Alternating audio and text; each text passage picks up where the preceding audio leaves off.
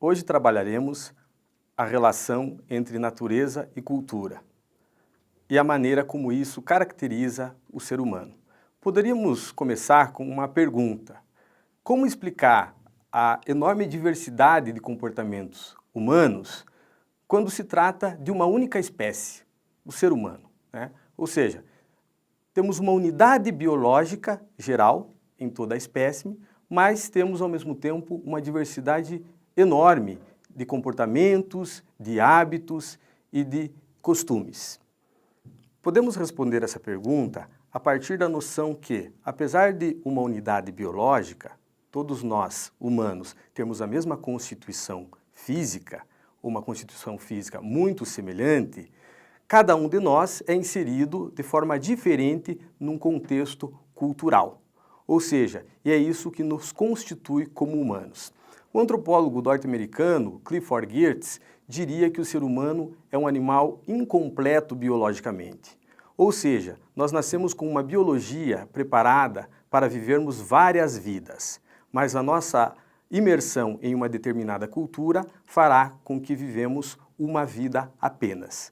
Isso então vai explicar a diversidade de comportamentos que constitui o ser humano.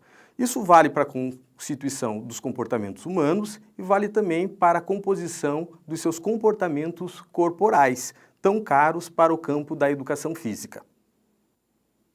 Com isso, é importante explicitarmos o que entendemos por cultura.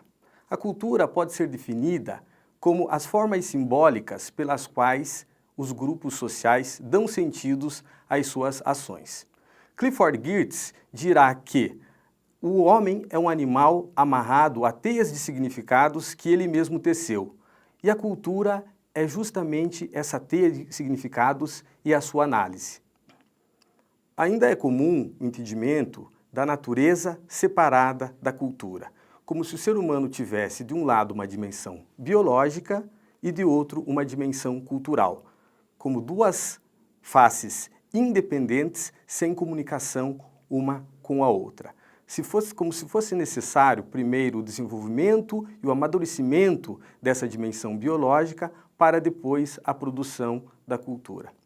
O antropólogo norte-americano Clifford Geertz vai refutar essa concepção, falando da existência de uma interdependência entre a nossa natureza biológica e a própria cultura. Segundo o autor, o nosso cérebro foi desenvolvido a partir de um contexto cultural, ou seja, para que o nosso cérebro funcione perfeitamente, é necessário que ele esteja inserido num contexto cultural, ou seja, os seres humanos, biologicamente incompletos, só se tornam humanos a partir do seu mergulho na cultura. O ser humano é um ser, portanto, que possui uma natureza biológica e cultural. Isso traz consequências importantes para a nossa compreensão sobre o próprio ser humano, sobre o corpo, sua cultura corporal e para o próprio campo da educação física. Espero que tenham gostado desse tema e bons estudos a todos!